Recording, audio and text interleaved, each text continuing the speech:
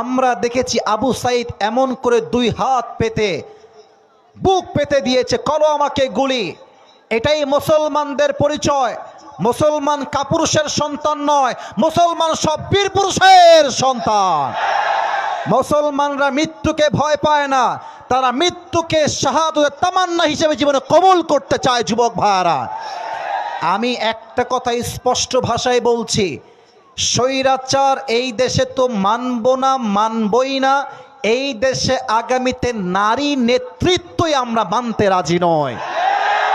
কোন নারীকে আমরা দেশের মসনদে ক্ষমতায় দেখতে চাই না। চুয়াডাঙ্গার ভাইরা, আগামীর দেশ ইসলামের দেশ হবে, ইসলামের বাংলাদেশ হবে, যা ইসলামকে মানে, দিন কায়েম করতে চায়, কোরআনকে কায়েম করতে চায়, আল্লাহর জমিন আল্লাহর রাজকে কায়েম করতে চায়।